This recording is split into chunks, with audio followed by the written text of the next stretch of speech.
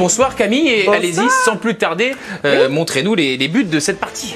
Oui, on va commencer du coup avec la 6e minute. Folland qui trouve Aguilar. Qui remet pour Diop qui conclut de la tête. 1-0 pour la SM.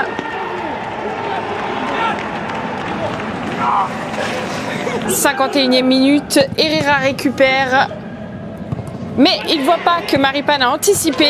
Le défenseur monégasque en profite. Plat du pied parfait. 2-0. Et c'est le score final. Et vous l'avez dit, Bertrand, évidemment, 6e défaite pour le PSG. Ce n'est pas arrivé depuis le début de l'ère qatari. Et d'ailleurs, le point sur le classement, vous dire que c'est toujours Lille qui est en tête de ce championnat. Si on peut voir le détail du classement, le Paris Saint-Germain qui est à 4 points de Lille. Donc Jérôme Alonso qui parlait de balle de break tout à l'heure avant la deuxième période. C'en est une. Le Paris Saint-Germain qui est à plus d'un match pour regagner cette tête du championnat. Le Paris Saint-Germain qui s'incline 2-0 face à la S Monaco. Est-ce un coup de tonnerre, messieurs? Non. Oui. Ah, il y a une zone de friction là. On va peut-être pouvoir lancer un duel. On va voir, on tente. Jingle, est-ce qu'il arrive? On va voir. Oui, du premier coup. Donc, c'est un coup de tonnerre pour David Ayello. Ça n'en est pas un pour Dave Apadou. La main pour Dave.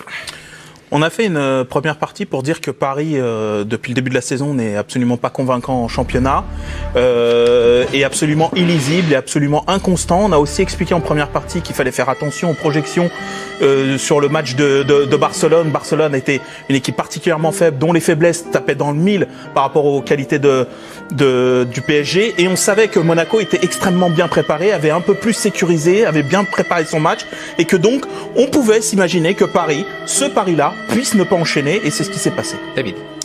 Mon cher Dave, je t'aime beaucoup, mais tu n'as pas bien écouté la question. On ne te demande pas si c'est une surprise. On parle de coup de tonnerre.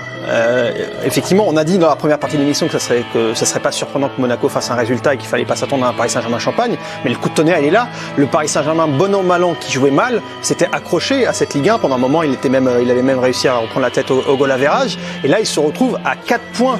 4 points, c'est énorme, sachant qu'ils doivent encore aller à Lyon notamment et qu'il y a le match retour face à Lille. Donc si ça c'est pas un coup de tonnerre, le Paris Saint-Germain qui est largué à 4 points, je sais pas ce qu'il faut. Voilà, deux positions bien différentes entre Dave et David, un duel de haute volée sans coup bas. Vous pouvez voter pour l'un ou l'autre. Qui s'apprécie. Oui, ça se sent. Qui vous a convaincu sur le compte Twitter de l'équipe du soir, #EDS. En attendant, c'est Jérôme Alonso qui va s'y coller. Pour qui votre cœur Très rapidement, car je sens... Non, mais prenez votre temps, Jérôme, c'est vous le patron. Ils t'ont mis la pression. Non, pas du tout. Mais sinon, Jérôme, je suis là. Mais coup de tonnerre, oui, parce qu'il y a un contexte qui est incroyable. Aujourd'hui, le podium même est relancé. Donc c'est pour ça que je dis oui, coup de tonnerre. Au-delà du match où effectivement, c'est pas complètement fou que Monaco ait gagné au Parc. C'est une surprise, mais c'est pas complètement fou. En revanche, que le paysage entier des 4 premières places soit redistribué à ce point, je trouve ça, pour nous, c'est génial. Mais c'est effectivement un coup de tonnerre. Aujourd'hui, mais je suis obligé de. Mais je moi ne peux pas le décorréler complètement. Oui, moi c'est le match. Mais aujourd'hui, on peut dire que premièrement la balle de break dont je parlais, elle est gâchée. Il n'y a plus droit à l'erreur maintenant, quasiment, parce que vous l'avez dit, c'est une victoire entière. Si ça passait à 2 victoires d'écart, ça serait vraiment très très compliqué. Et puis sur ce que je vois ce soir, est-ce que le podium est sûr? C'est pas sûr. Voilà, donc coup de tonnerre. Les deux intervenants. Ah oui, énorme. Moi, pour moi, énorme coup de tonnerre. Alors tout ce qui a été dit, j'abonde, mais moi, coup de tonnerre parce que mardi, j'ai cru quoi. J'ai cru au réveil, j'ai cru à la naissance. Guillaume, on a un thème sur quel est le vrai PSG, celui de mardi d'un collectif. Et là, patatras, ça retombe, le Paris Saint-Germain dans ses travers d'antan, dans ses travers de Tourelle, dans ses travers de... on peut même remonter à plus loin, à Emery. Ça va être de la faute d'Emery, tu vas voir. Non, mais une déliquescence du jeu collectif. Non, mais très franchement, mais quelle déception, quoi. Mais c'est affligeant. C'est affligeant. Ah, mais je suis d'accord. Mais c'est... Comme dirait un vieux collègue parti à la retraite il y a quelques années, les bras m'en tombent. Franchement, je trouve ça affligeant. C'est le meilleur club français. C'est la meilleure équipe française qui offre un spectacle aussi indigent ce soir. 90 minutes sans trouver la moindre faille, la moindre solution. Et on va en reparler. Mais Pochettino ou Pochettino... Mais c'était le meilleur entraîneur du monde mardi. Ah bah non, on est dimanche. Moi, j'ai pas dit que c'était le meilleur entraîneur C'est long, 5 jours. Mais donc là, on va y aller d'entrée de jeu. Donc là, en fait, à chaque fois, c'est de la faute des entraîneurs, quoi. Donc Mais pour non, il était pas non, bon. mais non, et là, non. Pochettino, donc en fait, à chaque fois, il non, parce que par semaine, vous. parce que on va qui est fautif. Pochettino, visiblement. Ah non, pas tout le club. Je mets tout le club. Ah, je suis énervé, mais c'est même pas possible. Franchement, je suis énervé. L'inconsistance, l'attitude, pas une solution, une frappe cadrée en 90 minutes. Et si Monaco accélère un tout petit peu et appuie et gère mieux quelques sorties de balles, c'est un drame. Grosse occasion de Folland. Mais il n'y a rien à dire. À la 62e, grosse occasion de Folland. Ludo, vous n'avez pas entendu encore. Quand on vous pose cette question, c'est un coup de tonnerre. Vous avez envie de répondre par rapport à la situation au classement, ces 4 points. Donc cette situation difficile ou le match de soir où Paris n'a pas une occasion à domicile. Qu'est-ce qui vous vient en tête en premier ? Bah les deux, mon capitaine. Oh non mais bon d'accord, mais je suis pas venu là pour entendre ça. Non, je suis foudroyé, moi, surtout par le... Il est vachement fauché, parce que je pense qu'après ce match-là, il aurait voulu être là, il aurait massacré à tout va. on parle de... Dis-moi comment on fait. Pardon, Ludo. Non, mais on parle de coup de tonnerre. Moi, je suis foudroyé par l'attitude, surtout. C'est-à-dire que c'est déjà difficile aujourd'hui dans le football moderne de pouvoir prendre le dessus sur l'adversaire, sur le plan technique, tactique, parce que tout le monde se renforce. Mais quand sur le plan déjà, ne serait-ce que physique, qui est la base, t'es même pas au niveau de l'équipe en face de toi, dans les courses, dans l'intensité, dans le volume, dans le truc, mais tu peux même pas exister. À ce niveau-là, tu ne peux pas exister. Paris est suffisant, est incorrigible. Quand il s'agit de la Ligue 1, ils ont ils ont cultivé une espèce de laxisme qui fait que ils sont toujours dans un confort où, alors je prends le ballon, je fais 3 trucs, je joue latéral, je reviens. Il y a jamais une prise d'initiative, une course vers l'avant, fixée, démarquée, décalée. Je vois rien de tout ça. Et c'est frustrant, alors que quelques jours avant, moi j'ai vu des attitudes. Mais parce qu'ils sont bons dans l'urgence. Mais non, parce qu'ils sont suffisants. En fait, ils sont bons dans l'urgence. Ils sont incorrigibles. Ça va. Incorrigibles. Pochettino avait dit pourtant après le match, avait insisté là-dessus, sur la nécessité de pas s'enflammer et de ne pas oublier le match qui arrivait. Le pain quotidien, nanani, lui, il s'enflamme pas, il met 3 milieux à vocation défensive. Oui, mais alors là, il s'enflamme pas. Moi, je pose la question. Ben moi, Jeff, j'en ai une pour vous, peut-être que c'est la même. Alors, allez-y. Peut-être qu'elle est meilleure. J'en sais pas. C'est sûr. Qu'est-ce que vous retenez ? Pour vous, c'est du laxisme ? Ou c'est justement des insuffisances ? Parce qu'ils le savent bien que s'ils perdent ce soir, ils sont à 4 points. Ils ne sont pas levés ce matin en disant ça va aller tout seul. Je pense qu'il y a des insuffisances. Il faut faire gaffe au miroir déformant et à la projection qu'on a, encore une fois, du match de mardi. Un chiffre, ou enfin quelques chiffres, mais dans la même catégorie, qui vont nous dire quelque chose.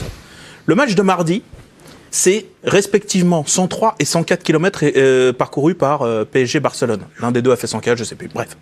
Dans le même soir, Liverpool, Leipzig, ils sont à plus de 115. Bien sûr. Ils sont à 115 et 118.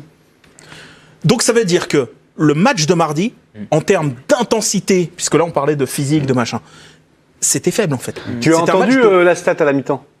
Le commentateur de Canal qui dit entre Monaco et le Paris Saint-Germain, il y a 6 km d'écart à la mi-temps. Et on voit bien que ça court. On essaie de tous nos plus fins limiers sur le dossier pour essayer de voir justement s'il y a des chiffres, des statistiques physiques à vous proposer. En attendant, on va avoir une impression visuelle, puisque Karine Galli était au Parc des Princes pour la chaîne L'équipe.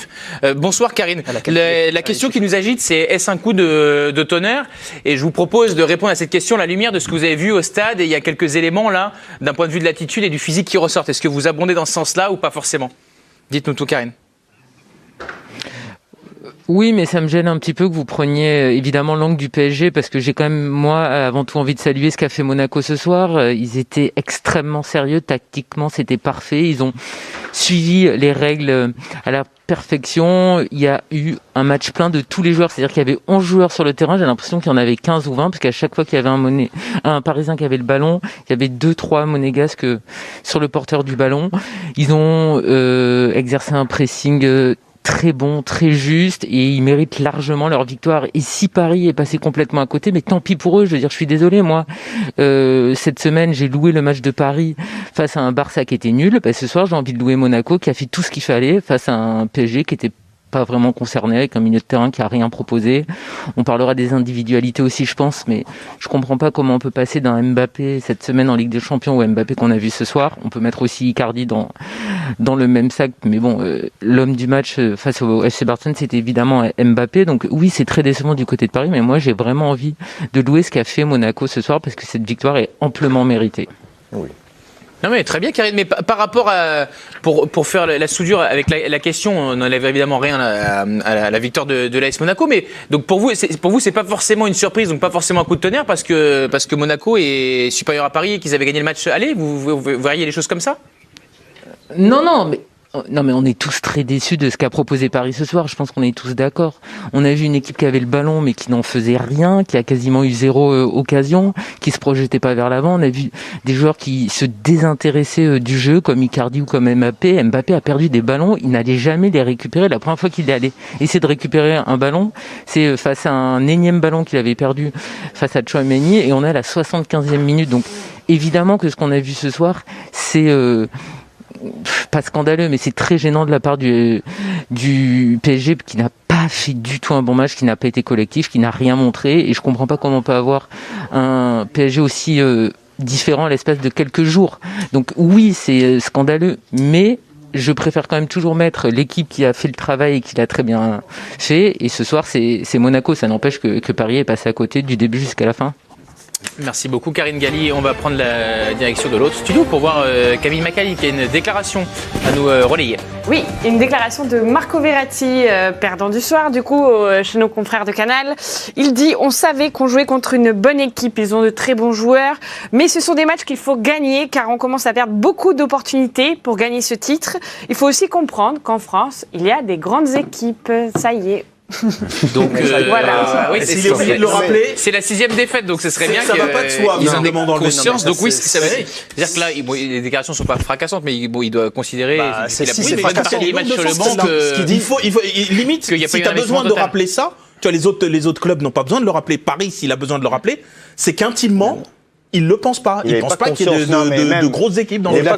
C'est inaudible. Il ne peut pas dire, après la prestation de Paris, il ne peut pas s'abriter derrière. Il y a des grandes équipes aussi, c'est difficile, etc. Je veux dire, là, pour le coup, on remet le focus. Il l'a fait quand même. Oui, il l'a fait, mais je trouve que c'est pas audible. Enfin, je veux dire, on remet le focus sur Paris. C'est peut-être un éclairage sur l'état d'esprit des Parisiens. Moi, je pense qu'il parle de ça. Moi, je pense qu'il parle de la prise de conscience qu'il n'y a pas visiblement à Paris vis-à-vis de l'adversité. Monaco les a battus au match aller, donc je veux dire, tu vois, eux, ils mettent toujours ça sur la thèse de l'accident un petit peu. Il y a un petit peu. Alors, Pochettino a parlé de l'accident pour décrire la défaite à Lorient. À Lorient, pardon. Alors là, ça va être quoi? Un accrochage, un refus de priorité, un constat. On a perdu parce qu'il y avait un adversaire valeureux en face. Ça peut être ça. D'ailleurs, sur ce qui s'est passé dans le match, avant le match et pendant, est-ce que au final, Kovac a pas mangé aussi Pochettino? Moi, je trouve que parfois c'est un raccourci, mais là, est-ce que ça, c'est pas, il y a pas de l'intérêt à poser cette question quand même? Ludo l'avait un petit peu expliqué en préambule. Au-delà du plan tactique, moi j'ai joué des matchs de Coupe d'Europe. Des matchs qui sont des huitièmes de finale, de huitièmes de Ligue des Champions, des trucs. Quand tu sors d'un match où tu as fait une prestation, t'es galvanisé, il n'y a rien qui doit t'arrêter normalement. Tu dois être les mecs, dois être en pleine confiance. Je trouve que le 11 de Pochettino, ce qu'il nous propose, ça donne pas quelque chose de positif, ça donne pas un élan. C'est-à-dire que si tu joues avec... Les mecs tu dois attaquer ce match-là en te disant allez, ce match-là, on va pour le gagner, je mets des créatifs au milieu, j'ai besoin de faire du jeu, je veux revoir des choses, des trucs. Là, tu prends le postulat de dire bon, je suis un peu craintif, je vais quand même mettre un milieu à vocation plutôt défensive. Voilà. Donc un Draxler ou un Rafinha. Et je trouve que tu emmènes pas ton équipe avec toi, alors qu'ils sont dans un élan où ils sont galvanisés, ils ont de la confiance. Là où c'est étonnant, c'est que c'est ce qu'il avait dit. Tu mets le pied sur le frein. C'est ce qu'il avait dit avant le match contre Barcelone, en expliquant que Paris y allait pour gagner, ils y allaient pour jouer, donc en donnant justement ce message, et d'ailleurs c'est ce qu'ils ont fait, que Paris était capable de s'imposer à Barcelone. Et effectivement, là, avec ce milieu aussi frileux, il a envoyé un message. Tu mets le pied sur le frein. Tout le monde partage l'avis de Ludo et de David. Alors pas tout à fait. Moi je pense que Pochettino, il n'est pas dupe du niveau, la capacité de son équipe à aller dans l'intensité, mais la vraie intensité. Une des choses qu'on a dit de Monaco avant le match, c'est que c'est une équipe qui court. Beaucoup. C'est une équipe, voilà, Bundesliga. On a un peu résumé comme ça, c'est-à-dire avec des grands volumes de course à haute intensité. Pochettino, je crois qu'il le sait. Et je crois qu'en se présentant avant ce match, il sait que son équipe, Donc il s'adapte. Bah oui, parce qu'il sait que son équipe, elle peut pas répondre physiquement à ce type Il de fait pas ce qu'il dit d'équipe. alors. Dev. Il nous a expliqué le contraire. Si tu acceptes, mais si tu tu sais acceptes très d'avoir bien un que- postulat défensif, Oui. ça veut dire que tu vas jouer un peu plus bas.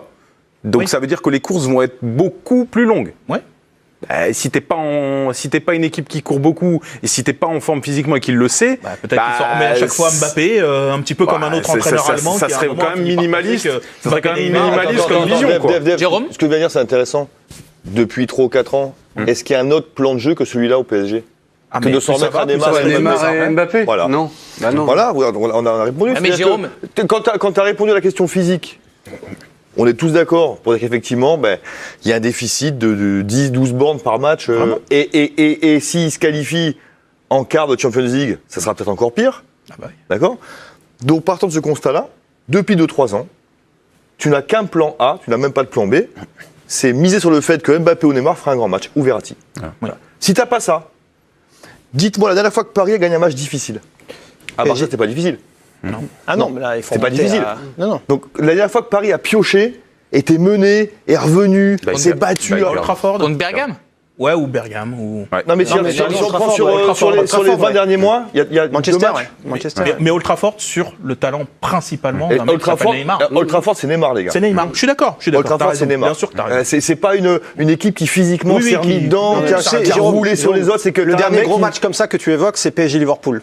Le match de. Il y a combien de temps Match Il y a de poule, 2 ans et le demi. 2 ans et demi, le match de poule. Donc, quand c'est dur, Paris ne remonte pas la pente. Sur Pochettino, on a fait le tour sur le coaching d'avant-match. Après, il y a ce qui se passe durant la rencontre. À la mi-temps, vous me disiez que vous souhaitiez que Verratti, voire Rafinha, entrent très vite.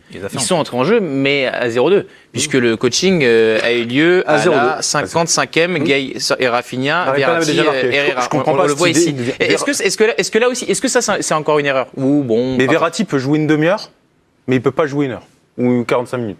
Tu vois, c'est sur ces temps de jeu là, j'arrive pas à m'expliquer ça. après, Donc c'est il est assez, ça, il c'est est le assez staff remis médical. pour jouer 30 minutes sans problème, mais mais ça- 45, s'il ça- commence le match et qu'il Ludo- sort à la mi-temps, et que c'est quand même plus Ludo, facile c'est de pas- commencer le c'est match pas avec des Pochettino, ça, c'est le Verratti. staff médical qui lui dit. C'est le staff médical qui dit à Pochettino, bon, tu peux le. Mais c'est-à-dire que c'est la payer NASA, c'est-à-dire que 60 35 c'est bon, 35 c'est bon, 45, 60 c'est pas T'es bon. ça bien maintenant, obligé. hein, les Non, mais t'es staffs. bien obligé de mettre un Ouais. seuil à un moment, quoi. Bah, moi, je préfère commencer avec Verratti s'il peut jouer, s'il a 45 minutes dans les jambes ou 50, je sais pas, mais je préfère commencer avec lui Ouais, c'est pour en fonction imprimer du un match. tempo, mettre une pression, comme Bellingham. avoir le match à ta main. Et Sur, peut-être plutôt être que- à 0-0 à la pause que d'être mené. Oui, mais il se dit peut-être aussi que s'il mène, il le fera pas rentrer du tout. Oui, non, mais C'est à la un risque. mi-temps. Est-ce que pour vous, ça va mettre. Ah oui, c'est à la mi-temps. Vous avez vu comment on est perdu, il perd un quart d'heure, Moi, je trouve un peu quand même parce que au-delà du score, il y a la structure du match, enfin en tout cas de la première période, où tu vois bien qu'ils s'en sortent pas. Tu vois bien pourquoi on a tout de suite dit, c'est évident qu'il faut mettre Verratti, Rafinha, ça nous a paru évident. Et ça nous a paru évident que c'était pas un plan B ou C à faire, bon allez peut-être dans les dernières minutes. Non, on a tout de suite compris qu'il y avait un rapport de force qui était... Mauricio bah, c'est Pochettino, au parloir. On t'écoute, Mauricio. 2 points ahead. Je n'ai rien à Oh, sí. Creo que los partidos son diferentes, las competiciones son diferentes. Creo que empezamos el partido de una buena manera y a la primera acción creo que conseguimos el gol y después Mónaco jugó un buen partido defensivamente y nosotros tuvimos el balón más de 75 minutos, pero la verdad que no le hicimos prácticamente daño. Creo que ellos defendieron bien y nos faltaron ideas, sobre todo en el último tercio, para poder romper esa línea que habían creado por momentos 5 o 6, ¿no? Defendiendo. Oui, les matchs ils sont différents, les compétitions sont différentes aussi. On avait bien démarré le match, mais on concède un premier but. Et Monaco, il a fait un bon match défensivement. Si bien on a eu 50% de possession, ça nous a manqué au niveau offensif. Et bon, c'est les matchs qu'on a fait aujourd'hui. La première réponse de Mauricio Pochettino, ça commençait doucement. S'il y a une déclaration monumentale, on reviendra, on vous la diffusera évidemment, mais j'ai l'impression qu'on n'est pas parti pour des déclarations C'est la fracassantes. première depuis son arrivée, alors. Voilà, donc exactement. Donc je pense qu'on prend pas grand risque à pas faut y vous aller. faire durer cette conférence de presse plus longtemps. Camille Macali, je suis sûr, elle a des Peut-être choses qu'il va le beaucoup plus démissionner dans intéressantes à 2 nous montrer. questions, attention. J'ai une autre déclat, moi, mais elle est d'un monégasque, et c'est Ben Yedder qui dit au micro de nos confrères de Canal, c'est un très bon match, on a été costaud physiquement, aujourd'hui on avait besoin de gagner, c'était pas facile parce qu'on a beaucoup couru, le championnat est tellement serré, il y a 4 équipes en haut, mais ça va très vite, on a eu la chance de gagner ce match, peut-être pour la course, le plus important c'est de faire le maximum. Et petite connexion avec la tablette, s'il vous plaît, pour vous montrer une petite stat justement sur Monaco. Monaco qui est la première équipe à avoir remporté ces 2 rencontres face à Paris au cours d'une même saison de Ligue 1 depuis Nancy 2011-2012. C'est pour montrer un petit peu ce que représente aujourd'hui cette victoire pour les Monégasques. Merci beaucoup. Oui, Nancy, vous avez vu ce que ça rapporte. On souhaite passer à Monégasque. Merci beaucoup Camille. On aura un débat justement sur la bataille, le top 4. Est-ce désormais un match à 4 pour le titre? Élément de réponse de Wissam Ben Yedder. On s'en souviendra d'ici quelques minutes. En attendant, le Monaco a battu le Paris Saint-Germain il y a quelques semaines. Victoire 3-2. Mais est-ce que cette victoire-là, elle est finalement pas encore plus belle que celle acquise contre à Louis II, parce qu'il y a plus de maîtrise, non?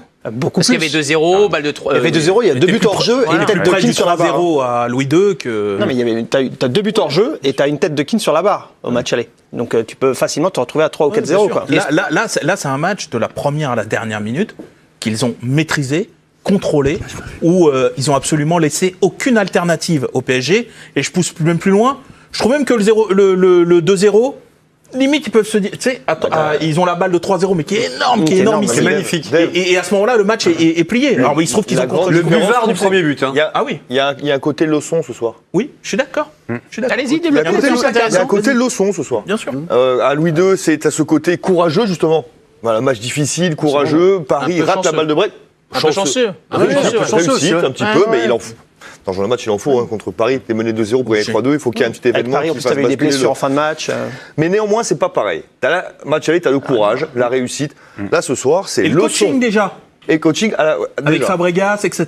Souvenez-vous quand il faut. Fabregas et Caio Henrique qui rentrent à la et c'est ça qui fait tourner le match. Ce soir, t'as tableau noir, dégage. Physique, dégage. Technique, dégage.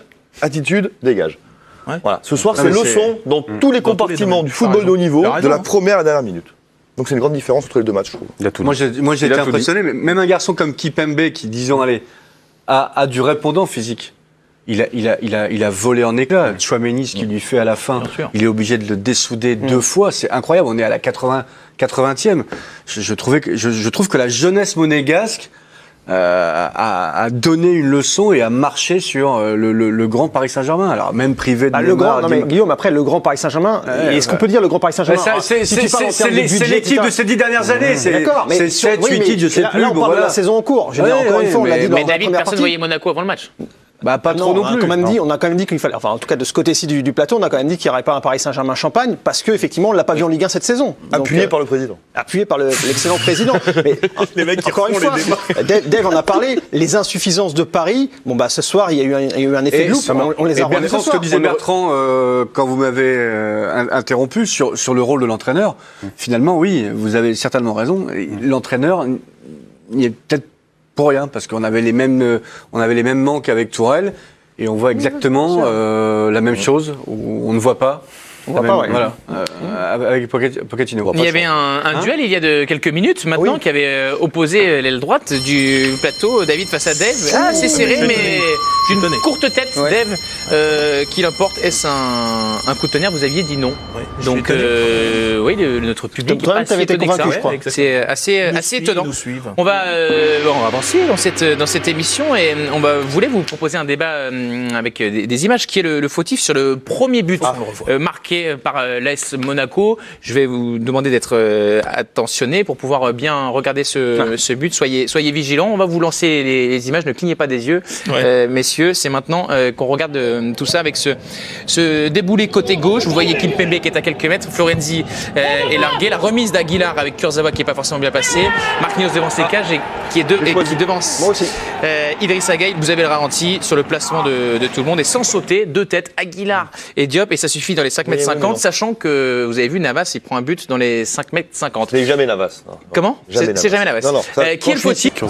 Kurzawa, voilà. Donc vous maintenez que vous êtes un flanc miracle. Non, je suis pas je n'ai pas peur, je ne me défie pas, mais c'est une belle œuvre collective. D'accord, voilà, ça doit être travaillé tout tenté. au tableau noir.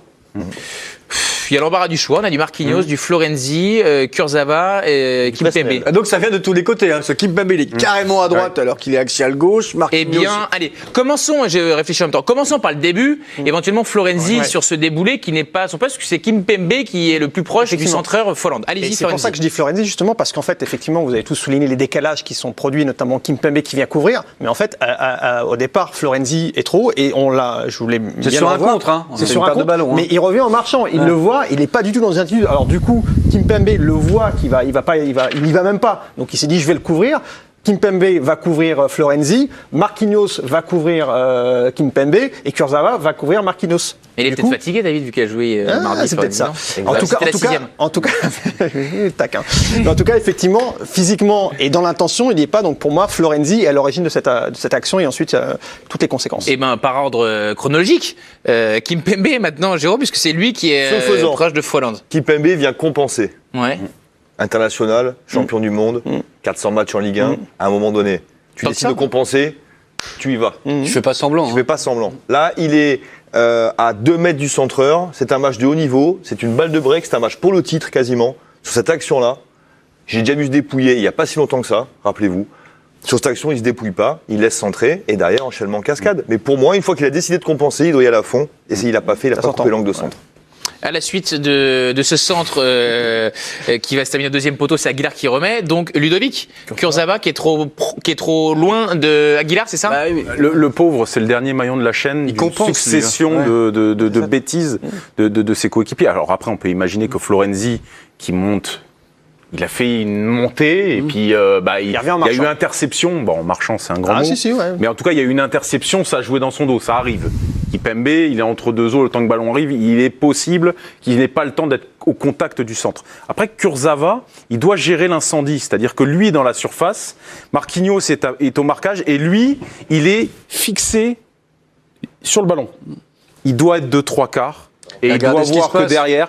Et dans le temps, il doit pouvoir se positionner peut-être entre deux, où il y a Gay qui est juste à côté. Il y a Gay qui est juste à côté. Il doit pouvoir peut-être rappeler Gay ou gérer en tout cas l'incendie. C'est dur parce que c'est le dernier maillon. Mais c'est le seul qui peut récupérer le coup. Donc je pense qu'il peut faire mieux sur cette action. Si t'es pas tourné vers le ballon, si t'es de 3/4, peut-être que tu peux gérer l'incendie. J'ai une nuance sur Kurzawa. Je dis pas que c'est impeccable, t'as peut-être raison, etc. Simplement, lui, son opposant direct, c'est Sofiane Diop. Et il se trouve qu'il le suit. Et Diop, il va plein axe. Si t'es de 3/4, tu dois pas le suivre à fond comme ça. Tu dois savoir que dans ton dos, il y a quelqu'un. Alors voilà, mais peut-être que ça, il le prend mal. Mais il se trouve que lui, il était quand même au marquage du gang sur lequel, de manière systémique, il doit pas trop le lâcher non plus. Voilà. Et il se trouve que, évidemment, le centre est au second poteau. Et fatalement, il a bien compris que. Alors, je sais pas qui aurait dû suivre, parce que lui, il suit son attaquant. Donc, quel est le milieu ou quel est l'attaquant gauche qui n'a pas suivi la montée d'Aguilar? Je laisse faire les comptes. Voilà, ou Gay, ou peut-être Léo, voilà, je sais pas. En tout cas, lui, du coup... si celui qui joue... Non, mais si t'as oublié la composition d'équipe, celui qui joue côté gauche, c'est Mbappé. Voilà. Non, mais il y a des milieux avant. Non, mais bien sûr. Non. Comme t'avais oublié. En urgence, il fonce et il lâche Diop. Et pourquoi est-ce que vous désignez, du coup, Marquinhos? Alors, parce que il voit que Kurzawa, finalement, va essayer de contrer Aguilar. Et lui, il va suppléer Navas. Incroyable. Il va dans le but. Marquinhos. Il y a deux mecs au centre seul. Il n'en prend aucun des deux et il va presque derrière Navas. Je trouve ça hallucinant. Alors que Marquinhos, qui a de l'expérience, qui a une sorte de contrôle de ces situations-là, je dis pas qu'il peut tout arrêter sur ce moment-là, mais même son attitude, je sais pas ce qu'il Tu dirais qu'il n'a plus confiance en Navas? Non, je ne sais pas. Le mot de la fin, la synthèse. C'est une œuvre collective. Tout le monde y a participé. Et on aurait pu aussi ajouter Gay qui revient tranquillement, qui voit Diop un petit peu devant lui. C'est comme dans les romans d'Agatha Christie. Ils sont tous couverts. Ils ont tous mis un coup de couteau. C'était bon, ça. Dans le train, ils ont tous mis un coup de couteau. Magnifique. C'est l'Orient Express. Bah voilà. C'était bon tout ça. C'est du propre. PSG inconstant. Le Paris Saint-Germain qui s'incline ce soir victoire pour la 6e fois de l'année en Ligue 1. La défaite 2-0 face à l'AS Monaco. 6e défaite en Ligue 1, je le disais. Le Paris Saint-Germain qui est à 4 points du leader Lille, ça fait beaucoup. Ce même Paris Saint-Germain qui s'était imposé avec brio mardi en Espagne, la victoire 4-1 sur la pelouse du FC Barcelone. Il faut bien, tu vois, qu'on ait vraiment le tableau complet. Tout à fait. Et d'ailleurs, si on peut le montrer à nouveau le classement de la Ligue 1, c'est assez éclairant. Voilà, Lille en tête avec 58 points devant Lyon. Il y a ce qui se passe devant, points. Et il y a ce qui se passe dans le rétro. Monaco est 4e, c'est donc Paris qui est intercalé. Et Monaco n'a plus que 2 points de retard sur le Paris Saint-Germain. Et donc on a un débat tout à l'heure sur le titre est-ce que c'est une bataille à 4 qui s'annonce. En attendant, le vrai visage du Paris Saint-Germain, c'est celui du Barça ou c'est celui de l'AS Monaco Monaco Barça. On a tout dit sur Monaco, mais pour le plaisir que ça va procurer, et c'est pas tous les jours, je vais dire le Barça. Ah, eh ben allez-y, Jérôme. Sans démagogie aucune, on vit pas des moments d'émotion fantastiques dans nos vies d'amoureux de sport en ce moment. Donc ce que j'ai vécu mardi soir, ok, contre ce Barça-là, ok. Mais dans un club dans lequel j'ai évolué, qui se fait pas que des amis en ce moment, et à juste titre, parce que c'est dur pour eux et tout, et voilà, j'ai été heureux pendant quelques heures, au moins. Au moins. Ah ouais, mais alors attends, parce que là, tu es en train de nous dire ce que tu as retenu. Oui. Parce que la question, c'est quelle est la performance que vous retenez cette semaine? Oui, mon cher Bertrand, je retiens. Si je m'abuse, vous avez dit quel est le vrai Paris Saint-Germain. David, c'est pas exactement. Je m'adresse à un carton jaune. Je m'adresse à un carton jaune. Non, mais je bats mal le coup. C'est écrit que voilà, les émotions ont parlé, la performance de mardi, j'étais heureux de mon ancien club et ils m'ont fait plaisir et en ce moment on n'a pas ce plaisir-là. Non, mais ça, toutes les semaines. Je suis totalement d'accord avec toi, mais ce que j'ai vu ce soir casse mon rêve et mon bonheur de mardi. Parce que je me dis, mais est-ce que mardi, on ne m'aurait pas menti? Non, mais tu vois... les conclusions que l'on a tirées. Ouais, est-ce que je me serais pas fait avoir comme un bleu, comme un naïf, et que mardi, c'était pas la réalité. Et que la réalité, là, c'était ce soir, ce que le Paris Saint-Germain nous offre malheureusement depuis trop de mois en Ligue 1. Mais tu vois, c'est cohérent. Excuse-moi. Vas-y, Dave. C'est cohérent parce qu'en fait, c'est ce qu'on tire du match de mardi qui fait que notre réponse diffère. Moi, depuis le début, ce match de mardi, je mets vraiment des précautions autour. Je vais pas revenir encore une fois sur ce que je pense du Barça, sur ce que je pense de l'intensité réelle de ce match et du niveau réel. Je retire rien de ce qu'a fait Paris. Et par contre, je boude pas mon plaisir que Paris ait réussi à le faire. Moi aussi. Voilà. Il y a ce côté-là. Il y a le triplé de Mbappé qui m'a enchanté. Bref, il y a un truc par rapport à l'histoire parisienne et dans cette saison, c'est une résonance incroyable qu'a réussi ce match. Maintenant, il y a le truc, c'est que moi, je ne me leurre pas sur ce que ça nous dit du PSG. Et je pense que jusqu'au bout, ça va être un calvaire ce championnat, que jusqu'au bout, cette course, ça va être compliqué et que jusqu'au bout, même ton podium, il n'est pas assuré. Après, tu as parlé de résonance et moi, justement, si je parle de la performance de mardi, c'est justement par rapport à la résonance que ça a eu parce que, encore une fois, je reviens là-dessus, mais pour moi, ce match-là, ça a une résonance mondiale. Évidemment. Et ce match-là, c'était, qu'on le veuille ou non, la revanche de la remontada. La remontada, on en parle au niveau médiatique au niveau du Paris Saint-Germain depuis 2017, donc depuis 4 ans. Ça fait 4 ans que ça suit le Paris Saint-Germain à chaque fois qu'il y a un couac ou quoi que ce soit. Ça, c'est plutôt extra-sportif. Ouais, mais parce que dans la question, si elle sous-texte de qu'est-ce qui est le plus éclairant sur le niveau du PSG. Ouais, mais moi, j'ai pas pris le sous-texte. Justement. Mais prenez un peu d'auteur aussi, David. Mais non, mais. Scandaleux. Il y a un moment donné, tout ça parce que je vous ai remis dans le droit chemin, c'est comme ça que vous me remerciez. C'est scandaleux. Il n'y a pas de honte à l'avouer. Non, voilà, moi je trouve que la résonance de cette victoire, on a vu les chiffres par exemple, record de diffusion d'audience aux États-Unis pour un 8e de finale de Ligue des Champions, etc. Le triplé de Mbappé avec les débats, est-ce que Mbappé a pas enterré Messi, etc. fait que et je parle pas sportivement, mais la charge symbolique. Voilà, sur ce que ça représente, pour moi, ça écrase ce match-là. Et le moment de plaisir. Ah non, mais évidemment, il a raison, plaisir. Après un pied incroyable. Plaisir évanoui pour Ludovic Obrania qui retient quand même le match de ce soir. Bah ouais, c'est comme si le PSG c'était un peu Cendrillon, quoi. T'as eu à minuit.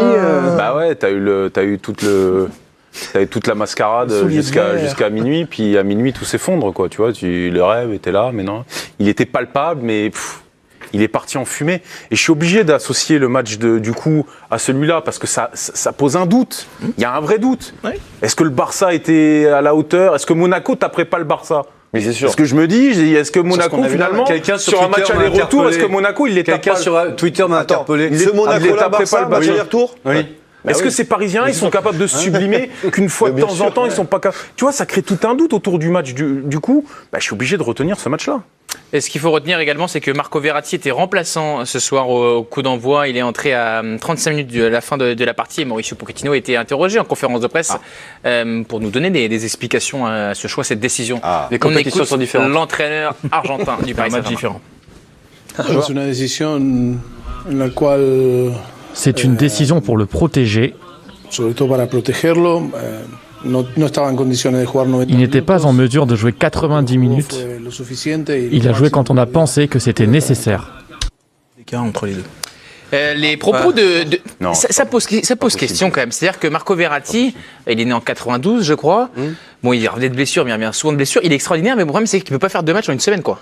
Là, on n'est même pas jeudi-dimanche, on est mardi-dimanche. Et en plus, il est sorti. Il est sorti à 70e. Non, mais c'est un vrai problème quand tu penses que c'est le cerveau de ton équipe. Ouais, Donc ça fait quand même. Il est là depuis, vous qui connaissez tout de la vie de Verratti, Je sais pas, il est- 7-8 ans. Il est arrivé Ça fait 7-8 ans 2012, non qu'on a 2012, les mêmes débats. Je pense que le Paris Saint-Germain, ça va être cruel parce que j'adore ce joueur.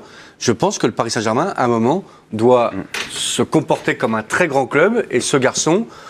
Il faut. Mais parce que c'est quand même beaucoup de déceptions, de blessures, de mollets, d'adducteurs qui sifflent, de pubalgie, d'absence, de suspension. Il y a quand même beaucoup Je serais curieux de savoir est-ce qu'il le surprotège ou est-ce que c'est lui qui se gère un peu comme il veut, quoi, tu vois. Comment veux-tu qu'il les surprotège? Enfin, je veux dire, c'est quand tu vois l'historique des blessures, tu te dis bon, il a ressenti un tout petit truc. Ah, tu veux dire là sur le match qu'il est oui. On prend 0 risque. Juste un mot de la fin de Dave Apadou avant de passer au thème Mbappé. Ouais, c'est Julien Aliane qui m'envoie ça et qui me montre un peu les chiffres du match. Kilomètres parcourus. 98 pour le PSG, C'est tout, 108 pour Monaco. Ah oui, parce qu'ils avaient marqué. Nombre de sprints, 124 pour Paris, 174 pour Monaco, et ainsi de suite, et ainsi de suite. Franchement, Dave, là c'est top parce que franchement, ça vient mettre en perspective tout ce que vous disiez. Et c'est top, c'est bien pour l'émission, mais c'est un carton jaune. Mais je le prends avec plaisir, celui-là. Téléphone. Mais moi aussi, je Et hommage à Julien Aliane qui nous suit. Julien, là, il y a une forme de jouissance. Vous parliez de souffrance tout à l'heure. Là, moi, c'est une jouissance. Il y a pas de plaisir, la frustration. Exactement. Moi, je passe. Mbappé, mauvais. Il avait affiché un visage étincelant mardi en Ligue des Champions contre le Barça. Ce soir, ça n'a pas été le cas du tout. Mbappé mauvais, là c'est la bonne question, je l'assure, on fera pas une deuxième mouture. Y a-t-il une explication à sa prestation du soir à Kylian Mbappé? Incompréhensible. Mardi, je suis d'accord. j'ai retrouvé le Mbappé frais, simple, efficace, tueur de 2018. Heureux. Avec un et comment Vincent Duluc écrivait le lendemain, faisait un éloge de la simplicité par Mbappé. Et tout ce qu'il a fait, c'était simple. Il a fait que des bons choix, 100% de bons choix. Et là, c'est pareil, c'est incompréhensible. 5 jours après, c'est le visage que je n'aime pas, un peu râleur. Passant plus de temps à se prendre un rouge à talonner, voilà, une attitude étrange, pas dans le match, et frustré aussi. Frustration. Parce que il est pas loin d'un jaune orangé sur la faute sur Dizali à la fin. Ouais, c'est étonnant, c'est incompréhensible. Personne n'a d'explication rationnelle. Est-ce qu'il est orphelin de Verratti? C'est un raccourci trop rapide. C'est assez simple. On l'a vu contre Barcelone, c'est un garçon, il a besoin d'espace. Il a besoin d'espace et il a besoin de joueurs. C'est le bras armé de cette équipe. On en est encore là? C'est-à-dire que s'il n'y a pas d'espace, on en est encore là, c'est-à-dire que quand tu as une défense regroupée et qu'il n'y a pas de créateur autour de lui pour lui donner des ballons, c'est un garçon qui, pour l'instant, il a besoin d'espace. Dans les premiers buts contre le Barça, il est dans une cabine téléphonique. C'est intéressant ce que dit David. Dans les petites, oui, il est dans une cabine téléphonique au milieu de terrain. Il n'est pas dans une cabine. Quand il crochette l'anglais. Il faut être dans la surface. Il fait un contrôle du genou et d'accord.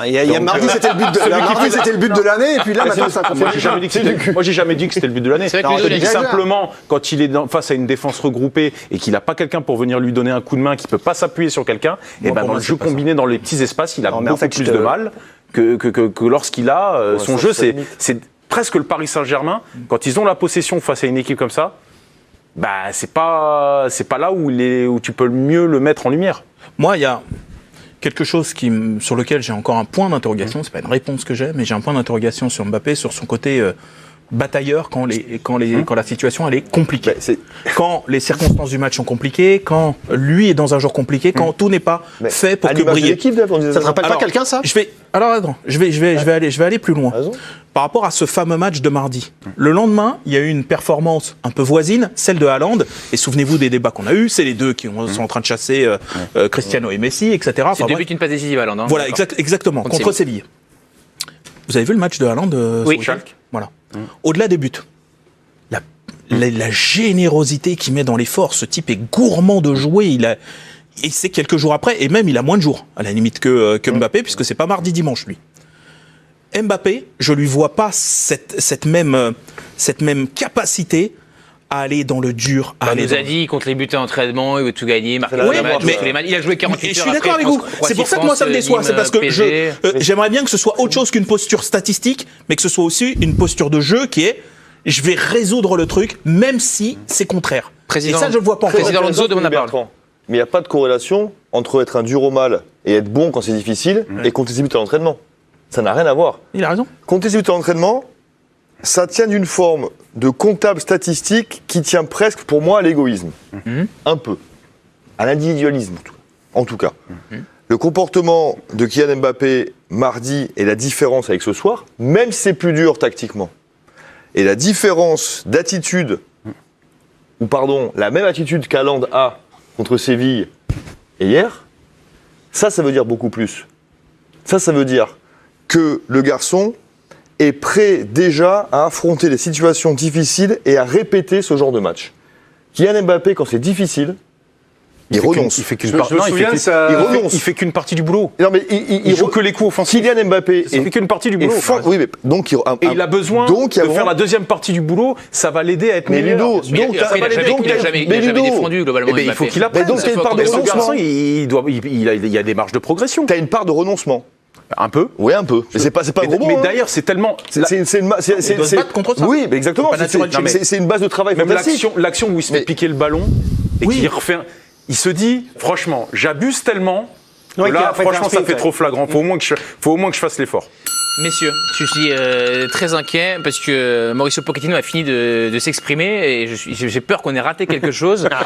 L'entraîneur Kovac également à Monaco. On va voir Karine Galli et on va lui demander de synthétiser ce qui s'est passé en conférence de presse. Est-ce qu'on a raté quelque chose de fantastique, Karine, ou pas? Franchement, Bertrand, vous êtes vraiment insupportable. Non, évidemment, vous le savez bien, il répond à peine aux questions, il dit rien. Mais est-ce que ça vous intéresse de savoir ce qu'a dit Nico Kovac? Oui, Karine. Bien sûr que ça nous intéresse, Karine. Eh ben voilà. Vous voyez? À la bonne heure. Eh ben voilà, il y a des coachs qui répondent aux questions et qui disent des choses pertinentes. Donc il a notamment parlé du choix de titulariser Disasi. Pourquoi? Parce qu'il est plus physique notamment que Sidibé et il avait les qualités pour contrer Kylian Mbappé selon lui. Et ça s'est vu ce soir parce qu'effectivement, Kylian Mbappé a été bien muselé et Disasi a fait un très bon match. Donc voilà pour les choix de Kovac. Il a également expliqué qu'il avait voulu mettre en place un 4-5-1 pour empêcher les Parisiens de franchir les lignes monégasques. Il a également relevé que son équipe avait parfaitement suivi les consignes, qu'ils avaient fait tous un très grand match collectivement et que même si le PSG avait eu le ballon et que eux ils avaient évolué en contre, eh ben c'est eux qui avaient été les plus dangereux et il était très fier de son équipe. Il a également rajouté que pour l'instant l'objectif restait d'être en Ligue Europa, c'est-à-dire la 4e place, et que si lors des dernières journées la Ligue Europa était assurée qu'il pouvait gratter quelques places pour aller sur le podium, il s'en priverait pas, mais qu'en tout cas pour l'instant c'était prématuré. Tu vois ce que je veux dire? Restez avec nous, évidemment, page de publicité très rapide. On va aller dans le vestiaire de l'AS Monaco juste après la page de publicité. Il faut rester. Oui, enfin, nous pas physiquement, mais on va transporter dans le vestiaire de l'AS Monaco. Et on va continuer de parler de Kylian Mbappé. C'est extrêmement passionnant de vous entendre ensemble jusqu'à minuit et demi. Page publicité rapide, vous buvez un verre d'eau et vous revenez. On est sur la chaîne Équipe ensemble. Et on poursuit ce débat Mbappé en le notant. Quelle note vous attribuez à Kylian Mbappé? On continue. De parler du génie français. 2 pour Jérôme Alonso, 2. C'est limite un 1, donc vous exagérez le dos. Oui, je l'ai vu marcher à chaque fois qu'il perdait le ballon. Là, quand on est là, c'est limite exécrable. Le vrai sort par les trous de nez quand il est comme ça. Mais vous avez quand même une certaine crainte, une peur d'afficher le 1. Ah ouais, il l'a chauffé. Si tu me chauffes. Allez, hop, pilote ta séquence Twitter. Et la note dans le journal de l'équipe, ce sera 2. J'ai mis 10, j'ai mis 10 mardi quand même. C'est vrai. Pour autant, vous l'avez trouvé très bon, David. Non, mais en fait, au départ, j'ai mis 2 et quand j'ai vu le barème, je suis remonté à 3 parce que je me dis, bon, on l'a un peu vu quand même. C'est-à-dire que s'il n'a pas été transparent, il n'a pas été bon du tout dans le jeu. Il a raté tout ce qu'il a tenté. David, on l'a vu, oui. Il était sur le terrain, oui. Mais Icardi, on le voit pas, par exemple. Voilà, exactement. Voilà, c'est la différence. Non, mais c'est pour ça, j'étais sur 2 et je me dis, bon. Franchement, qu'il a 2 ou 3, qu'il a 12 alors. Vous lui mettez tous une mauvaise note, vous êtes bien d'accord, il n'y a pas de souci là-dessus. C'est la pire note du journal de l'équipe. Demain, on va pas déflorer toutes les notes du journal. Est-ce que c'est pas un peu sévère quand même? Vous trouvez que c'est le plus mauvais des 22 soirs? Non, parce qu'il y a une attitude un... aussi que le journaliste de l'équipe qui est sur le terrain et qui note aussi une attitude, une implication, pas uniquement ce qu'il peut faire avec le ballon. Il n'a franchement pas fait grand-chose, jamais pu trouver la différence et faire la différence contre Monaco. Il nous a emmené au ciel. Et puis il nous a emmené au ciel mardi. Donc là, on note uniquement le match de soir. On avance. C'est ça.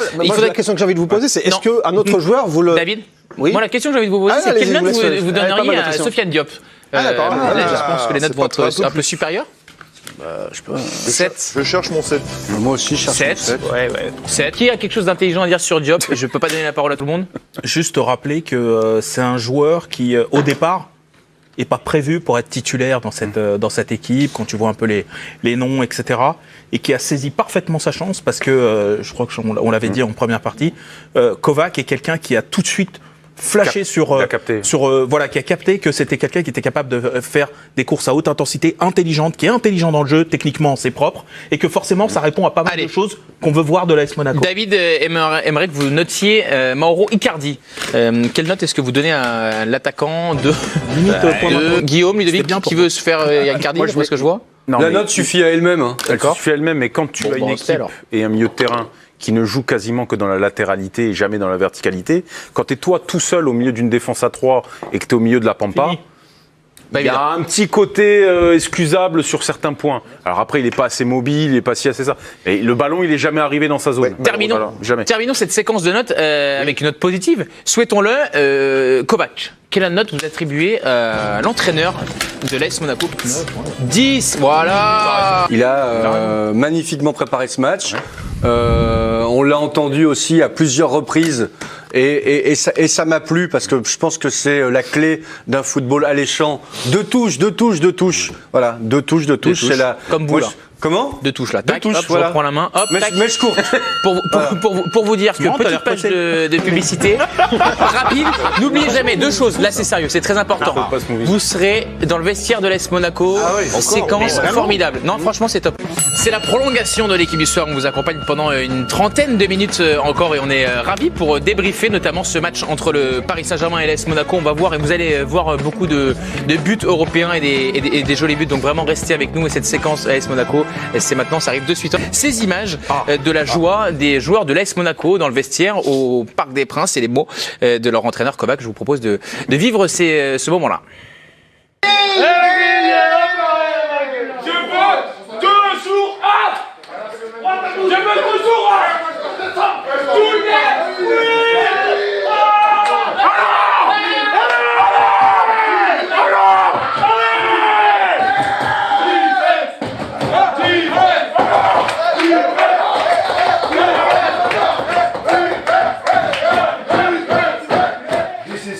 Yo, compliment, bravo.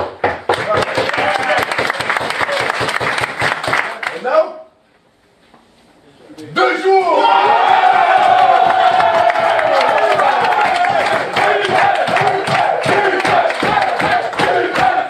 Là, c'est le moment de m'envoyer de les caméras. Bah oui. T'as vu? Quand c'est Lorient, c'est facile de m'envoyer. Quand c'est des bacs de Formose, c'est facile d'envoyer Fofana. Mais là, et le dimanche c'est pareil. Mets la lumière sur lui, le plus possible. Non, mets Youssouf. Oui, oui.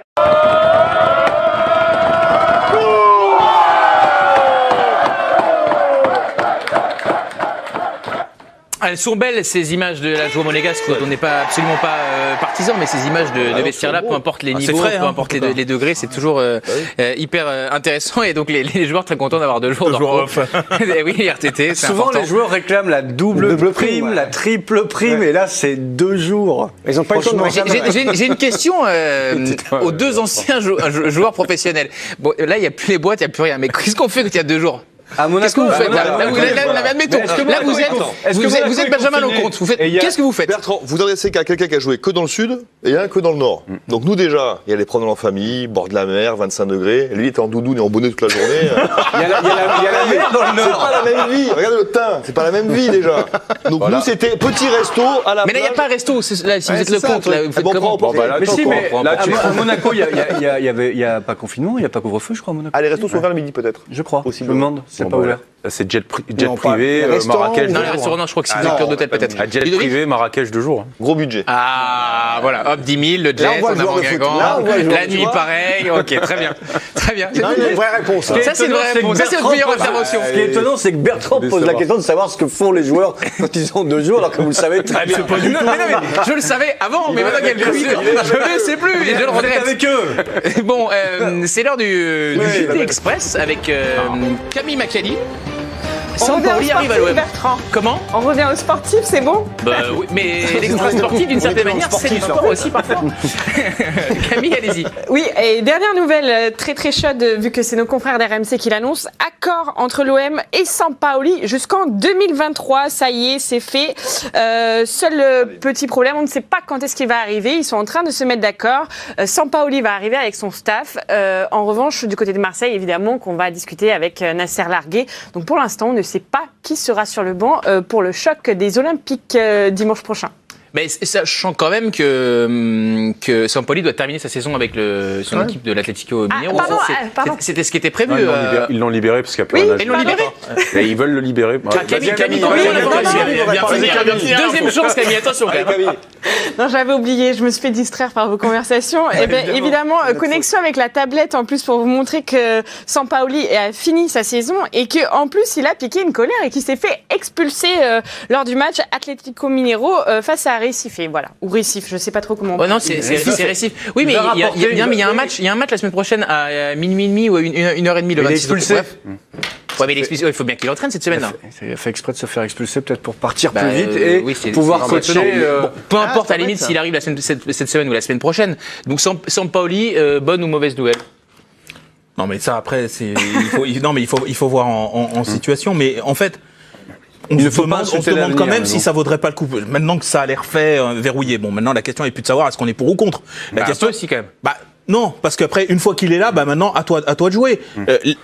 L'intérêt, c'était si jamais c'était pas sûr, comment on se positionne par rapport à ça. Comme si on pouvait influencer la direction de l'OM. Évidemment, on a une influence. Non, ce que je veux dire, c'est que est-ce que ça vaut pas le coup, compte tenu de ce qu'est Marseille et les destins un peu réduits quand même de cette saison, est-ce que ça vaut pas le coup qu'ils viennent et qu'il observe un petit peu comme Bielsa avait fait, et ce qui était à mon avis très bien, faire un audit. C'est pas simple là la situation, que ce soit en termes d'effectifs, du club, du fonctionnement. Quel audit? Il va devoir entraîner? Mais il n'est pas directeur du football, il y en a un directeur du football. Il vient là pour entraîner. Non, quand je dis audit, c'est une sorte d'observation pour bien savoir de quoi tu vas avoir besoin. Là, il vient entraîner, entraîner quoi? Il vient entraîner qui? Dave, tu peux pas t'imagines, là, c'est Larguet, donc c'est lui qui fait l'équipe, mais il a Sampaoli sur le dos qui observe ce qu'il fait, etc. Il le fait à l'époque de Bielsa. Mais vous voudriez qu'il soit là, mais il est pas, juste il regarde. Exactement. Ça, c'est pas fait au rugby. Mais pourquoi Bielsa l'avait fait? Ça avait très bien fonctionné. On avait loué le fait que, au moins, il savait où il mettait les pieds. Il avait observé pendant combien? Plusieurs semaines. Il avait observé la fin du championnat. Salarié de l'OM à ce moment-là? Ça me dit rien, moi. Il était venu, il avait observé. Non, mais il était dans les tribunes. D'accord, je veux dire, il est payé. Tu t'en fous maintenant. Tu peux dire, voilà, tu observes et tu travailles en fait sur le long terme. Il n'était pas arrivé avant. Bielsa n'était pas arrivé. Participé à un stage avec les jeunes. Il avait regardé à peu près 300 matchs. De ce qu'on m'a dit de Sampaoli, je pense pas qu'il va pousser là en 8 jours à regarder. Je crois que c'est un disciple. Mais surtout qu'il a son équipe à coacher encore. Il est encore salarié de son club au Brésil. Il a encore un match à faire. T'as dit qu'il s'en foutait. Non mais sérieusement, ce soir il entraîne encore quoi. Bertrand, il est déjà parti dans sa tête là. D'accord, mais enfin bon, là vous êtes en train de dire qu'il est au Brésil et il est uniquement sur les matchs, sur les retours intérieurs, sur Lirola et tout. Bertrand, ce qui se dit, c'est que Ah, qu'est-ce qu'il dit? Mais non, mais ce qu'il dit, c'est qu'ils n'ont plus rien à jouer du côté du Brésil et qu'ils sont. À l'OM non plus, donc en fait. Mais ils ne seraient pas contre signer un avenant au contrat, un truc pour signer un départ. Et comme il n'y a plus rien à jouer, ça arrange tout le monde. Après, ils sont quatrième, je crois. L'accord entre Sampaoli et l'OM, ce n'est pas le plus difficile à trouver. Après, c'est encore un technicien qui est sous contrat. Et visiblement, quand on lit quelques tweets, on pouvait penser que l'Atlético Mineiro souhaitait... quelques centaines de milliers d'euros. Ouais, une indemnité quand même, une petite indemnité de transfert. Ouais. Donc, ça peut... On a vu parfois que débourser une centaine de milliers d'euros, ça pouvait être très compliqué et très long. Oui, bah après Marseille ces derniers temps un peu si on en est là, mais espérons que si Marseille ait moins d'1 million d'euros à mettre pour acheter Sampaoli, ils puissent avoir la capacité de le faire, sinon c'est un peu inquiétant. La 25e journée de Première Ligue avec la victoire des Red Devils, Camille Macali. Ils ont été pourtant accrochés en première période, mais ils se sont bien remis, ils ont fait plier Newcastle. 30e minute de jeu, Manchester concrétise après un exploit individuel de Marcus Rashford, vous allez voir. On s'amuse, hein. 1-0. 36e égalisation avec Alan Saint-Maximin. 57e, Rashford combine avec Fernandez qui centre et trouve Daniel James. Et 75e minute, but de Fernandez sur penalty. United s'impose et reste deuxième de Première Ligue. City s'est imposé sur la pelouse d'Arsenal. Un seul but dans ce match. Après 2 minutes, centre de Mahrez. Sterling reprend de la tête. 10 points d'avance sur United pour City. Et pour ces deux images qu'on vient de voir, j'aimerais qu'on dise un mot de Bruno Fernandes. Bon là, il marque un pénalty, c'est pas tant sur sa manière de tirer les pénaltys, mais est-ce que c'est pas un joueur sous-coté médiatiquement? Il marque quand même à tous les... C'est un truc de fou. C'est l'homme qui a ressuscité Manchester United.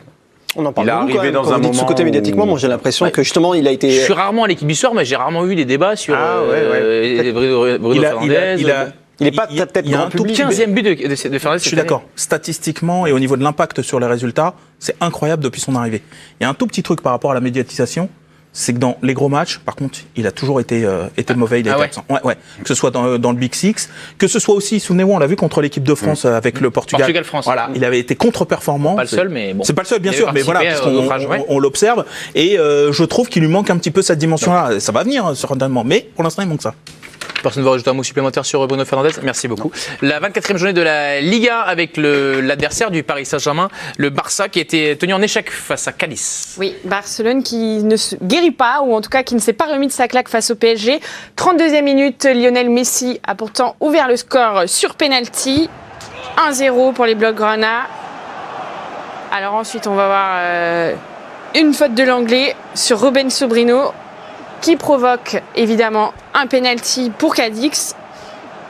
Fernandez égalise. Score final, 1-1 face au promu. Mauvaise opération pour le Barça qui est 3e de Liga, à 5 points du Real et 8 du leader l'Atlético. Eux, ils sont constants au moins. Oui, Paris est inconstant et Barcelone, eux sont constants. Oui. Au moins, c'est un match, on n'est pas rassuré par le PSG ce soir. Le Barça n'est pas en train de se réveiller, quoi. Non, mais je crois pas qu'ils en aient les moyens, franchement. Et puis individuellement, il y a des joueurs très marqués. Oui. Lesquels? À Barça. L'anglais, Piqué, on se demande ce qu'il fait sur le terrain. Il a quand même été gravement blessé. Il s'est entraîné 3 fois. Celui qui apparaît le plus touché, c'est Messi, quand même. Ouais, aussi. Piqué marqué, l'anglais marqué. Depuis son match fantastique en Coupe du Roi, je trouve Ter Stegen marqué aussi. Beaucoup moins d'interventions décisives. Oui. Alors que c'est un gardien hors norme. Voilà, c'est une équipe qui en plus individuellement est en train de toucher le fond parce que ses cadres touchent le fond. Donc c'est marrant parce que quand même avant la déroute contre le PSG, c'était quand même sur une séquence qui était nettement plus intéressante, y compris dans le jeu. Donc on s'était dit à part le match contre le FC Séville Ouais, dans le jeu sur des adversaires deuxième partie du tableau, le seul adversaire jouable qu'ils avaient eu, ils avaient fait un non-match. Donc bon, quelque part. Les droits TV à présent, après Canal et Beansport, Free qui veut renégocier à la baisse son contrat avec la LFP, ça n'en finira donc jamais. Oui, et c'est une information évidemment de chez nous, de l'équipe. Free qui paye 41,8 millions d'euros annuels pour les droits TV. Vous le savez, c'est en quasi direct sur les mobiles. Alors évidemment, le directeur général de Free, Thomas Reynaud, a essayé d'aller au bras de fer. Il a envoyé un courrier à la LFP en disant que évidemment la Ligue 1 avait perdu de sa valeur et surtout ces derniers mois. Et du coup, il était prêt aussi à rendre son lot pour essayer de renégocier. Et chose à laquelle lui a répondu très gentiment Vincent Labrune, le patron de la LFP. Non, ce n'est pas possible. Voilà. Merci Camille. C'est encore un caillou dans la chaussure de Vincent Labrune. Ça, Ouais, c'est surtout que celui-là, il n'était pas prévu parce que le lot de Free, ils l'ont payé entre guillemets que 42 millions. Tout le monde avait dit après coup, mais c'est une superbe affaire, c'est le lot du futur, etc. Et là, le fait que Free, qu'il négocie une baisse, c'est une chose, mais qu'ils se disent prêts à le rendre pour soi-disant permettre un appel d'offres global, je veux dire, c'est extrêmement risqué de leur part. Enfin, ça donne la sensation qu'ils n'en veulent pas de ce lot. Parce que tu te dis, tu le remets en avoir vu. Est-ce que ça marche pas? Non, ça a très bien démarré. Oui, je sais. Et ça va vraiment en déclinant. Qu'est-ce qui a très bien démarré? Les audiences, tout ça, ouais. Les audiences sur ce non, mais ils ont souffert aussi. Je pense qu'ils ont souffert de la. Ça a très bien démarré et du manque d'exposition. Voilà, ils ont souffert du manque d'exposition, de la baisse d'attractivité de la Ligue 1. T'as ouvert la boîte de Pandore. Tout le monde s'engouffrait de. Il y a une brèche, tout le monde s'engouffrait dedans. Pourquoi eux non? Donc Canal a racheté un lot pour 35 millions. Et eux, ils disent attends, nous on a acheté plein pot, et puis on va continuer à payer plein pot. C'est une chose, mais le remettre en vente, avec le risque de le perdre. Je pense qu'il y a un électricien qui va revoir à la hausse son devis à la LFP. Là, ils sont en panique et tous les mecs veulent ça c'est certain. Après, peut-être que le directeur général, samedi après-midi, il a regardé Marseille-Nantes, il a dit non, c'est pas possible que je paye. C'en est trop, on arrête. C'est pas possible, j'arrête, stop, je rends. Coupe de France, à présent, avec Camille, pour terminer cette page foot, les affiches des 16e de finale de la Coupe.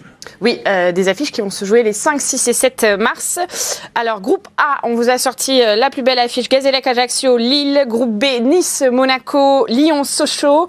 Groupe C, Canet-Roussillon, Marseille. Et groupe D, Brest, PSG. Je rappelle, c'était déterminé en fonction de zones géographiques. Ce n'est pas moi qui ai fait la carte. Ouais, parce que même si on a toujours ce mystère du Gazélec-Ajaccio. Lille, le Gazélec était dans le groupe du Nord, normal. Du Nord, était tombé dans le groupe. Et c'est dans le sud de Lille en plus. À la limite, pourquoi ils n'ont pas pu mettre dans le groupe de PACA? Non, c'était pas jouable ça? Je sais pas. Demandez à Alger, à Noël, Oui, Le Gret, il a d'autres échéances électorales à préparer. On va pas l'embêter avec ça. C'est tant qu'il n'y a pas eu l'élection, il faut respecter évidemment. C'est quand même un match de foot tant qu'il n'est pas terminé. Absolument, tant que l'arbitre n'a pas sifflé. Exactement. Big Four, Ligue 1. Il y a un peu la mentalité.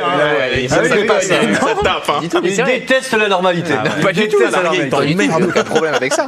Big Four Ligue 1, oui, parce que si vous l'ignorez, c'est que vous ne regardiez pas, on vous en veut pas, mais le Paris Saint-Germain s'est incliné 2-0 sur son terrain face à l'AS Monaco et donc resserrement au classement avec en tête le LOSC qui est leader avec 58 unités, si mes souvenirs sont bons, peut-être qu'on va venir à mon secours pour vérifier ça. Voilà, 58 points pour Lille, 55 pour Lyon, 54 pour le Paris Saint-Germain, 52 pour Monaco. Donc si vous comptez bien, il y a donc 6 points entre le premier et le quatrième. Est-ce désormais un match à 4 pour le titre de champion de France, donc de Lille à l'AS Monaco? J'ai du mal à croire que Monaco puisse rattraper 6 points sur Lille, qui n'en perd pas beaucoup. Alors un petit nul contre Brest. 6 points goal average, Guillaume. Ouais, 6 points goal average, parce que même si Monaco marque beaucoup, Monaco prend beaucoup de buts.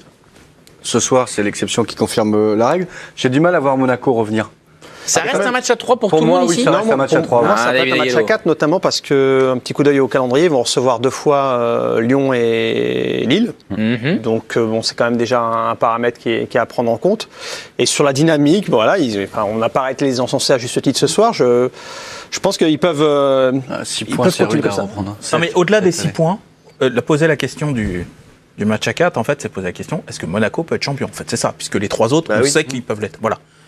Or, pour que Monaco soit champion, c'est pas une seule équipe qui doit chuter. C'est qu'en fait, il faut réussir à doubler 3 équipes là dans le. Oui, mais est-ce que par exemple avec Paris il y a 2 points, est-ce que rattraper 2 points sur 12 journées, c'est pas une chute? Là, on est sur un nul et ça suffit quoi. Je suis d'accord avec Paris, mais il faut qu'en fait, ce que je veux dire, c'est que dans la chute qu'il va devoir y avoir quand même devant Monaco, c'est pas 1, c'est pas 2, il faut qu'il y en ait 3 qui perdent des points. Est-ce que moi je les vois pas perdre des points ces 3 équipes quand même très peu. À Monaco par exemple. Oui, alors mais ça veut dire que toutes les confrontations directes, il faut faire le plein. Exemple. On parlait de balle de break tout à l'heure. Ça veut dire que pour être champion, le premier nul que Monaco fait contre Lille ou contre Lyon, c'est fini. Ouais, on est d'accord.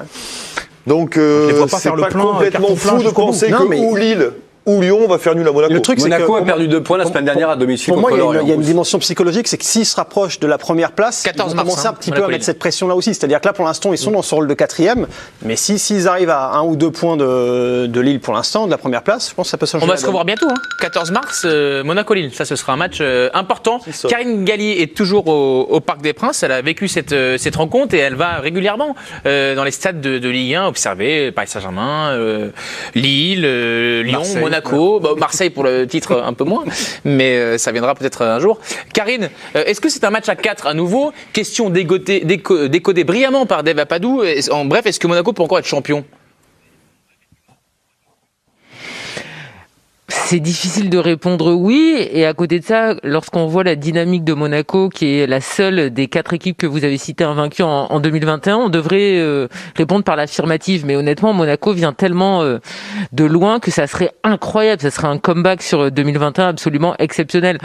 Honnêtement, on a entendu Niko Kovac qui répond aux questions, il fait pas de la langue de bois, et juste sur le positionnement de Monaco, je trouve qu'il a été assez lucide. Parler de titre aujourd'hui à Monaco, je pense que c'est prématuré. Il a dit, nous, on vise la Ligue Europa, ça serait déjà très bien par rapport à tout ce qu'on a vécu cette saison, parce que c'est aussi une nouvelle aventure pour lui qui a pris les rênes de Monaco seulement lors du début de saison en août dernier. Et si lors des dernières journées, il y a une place à les gratter, moi je vois plus le podium. Je pense que le titre, ça me paraîtrait un peu trop exceptionnel. Après, on sait qu'on est sur une saison particulière, mais si Monaco était sur le podium en fin de saison, ça serait déjà mieux que les objectifs qui s'étaient fixés. Merci beaucoup Karine Gaillet, on va vous souhaiter une bonne nuit, un bon retour du Parc des Princes, et on vous retrouve évidemment toute... qu'est-ce qu'il y a? Bonne route. Qu'est-ce qu'il y a, Karine? Non, c'est le bonne route qui me fait rire. Ah oui, à moins que vous preniez l'avion, mais je crois que vous habitez pas loin, c'est pour Je ça. prends ma 2 chevaux et je prends la route. Très bien, super, et va vous embrasser, on peut pas, votre Géry qui vous 600 accompagne. kilomètres. Et puis voilà. Bonne soirée Karine. Ludovic Aurélien, on ne nous a pas entendu sur cette question. Et oui. Alors Non, c'est mort, à mon avis. Ah, c'est mort Que pour vous Monaco? parlez- Bah oui, pour lui, Non, il est champion. Déjà, c'est fini. Moi, je l'ai annoncé, on verra ce qui se passera. Mais sur la dynamique, vous parliez de la dynamique de Monaco, mais regardez la dynamique de Lille. Il faut regarder les fréquences, les points pris par match, et savoir comment c'est, dans la dynamique actuelle, comment tu peux rattraper... La dynamique, c'était un nul le week-end dernier, par exemple, 5 Lille. ou 6 Pour points. Monaco aussi. Oui, Monaco a fait un nul contre Lorient. Oui, c'est vrai. Bon, au an mal an, on va dire qu'ils sont à peu près sur le même Sur rythme. 2021, Donc, Monaco était des plus avant Monaco de pouvoir rattraper 6 points, c'est 6 points 6, ouais. 6 points, bon, c'est quand même assez conséquent. Après, la place pour le podium, elle est largement jouable pour l'AS Monaco. Personne ne voit donc l'AS Monaco. Non, parce qu'ils vont sortir la séquence. Ils vont tous laisser des plumes. Tous, les 3 devant. Mais Monaco aussi, ils vont laisser des plumes. Là, on est emballé par le match de ce soir, parce que c'est vrai, il y a de quoi, c'était parfait. Mais ils vont laisser des plumes aussi. Et ils l'ont fait il n'y a pas si longtemps que ça. Ça veut dire qu'il faut qu'ils reprennent. Donc, si c'est le goal average, il y a 7 points entiers à reprendre. Sur 2 équipes. En fait, j'ai l'impression que c'est. ça me Vous paraît avez le compliqué, cyclisme, j'ai l'impression que c'est une course cycliste. Là, il y a un groupe de tête, avec une équipe qui est un tout petit peu derrière, c'est Monaco, mais il y a un groupe de tête. Et notamment une équipe qui est en tête, celle de Lille. Mais tu as l'impression que ce match, avant de décider qui va être champion, on va d'abord décider qui ne le sera pas. C'est-à-dire qui va lâcher un petit peu là dans les derniers lacets, qui va lâcher. Il y a bien une équipe qui va lâcher. On sent que Lyon parfois ça tangue, mais pour l'instant ça tient. Marseille-Lyon, semaine prochaine. Voilà. Lille-Marseille, semaine suivante. Exactement. Marseille, arbitre du titre. Voilà, exactement. Mais sur ces Avec trucs-là, à défaut d'être protagoniste, arbitre. Il a raison. Et tu Marseille, c'est ça. Marseille, c'est hop. Et tu sens que les Marseillais, s'ils peuvent s'occuper du cas des Lyonnais, vont pas te gêner. Mais c'est vrai, c'est un peu leur rivalité à eux. Voilà, s'ils peuvent en empêcher un, ce sera. Après, ils peuvent aussi empêcher Paris, du coup, s'ils laissent gagner Lyon. Ah, c'est ça. Oui, c'est vrai. Oui, mais à choisir en ce moment, c'est plutôt Lyon parce que c'est la même gamme. Voilà, moi je le vois un petit peu comme ça pour imager.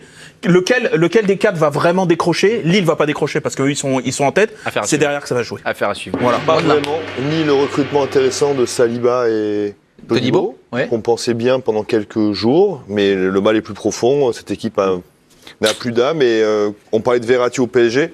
Je parle juste de l'âme de l'équipe. Depuis que Dante s'est blessé, je crois que Nice a gagné 1 ou 2 matchs. C'était il y a 3 mois. C'était un guide, c'était une passerelle entre 2 générations, ce joueur-là. C'était bien plus qu'un joueur. Et là, après, il n'est pas mort, il est juste blessé. Oui, mais il est mort pour la saison sportivement. Oui, absolument. Et Nice avec. Voilà. C'était Beckenbauer, quoi. Bonne soirée.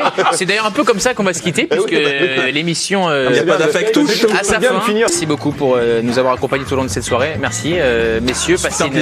Passez une belle nuit.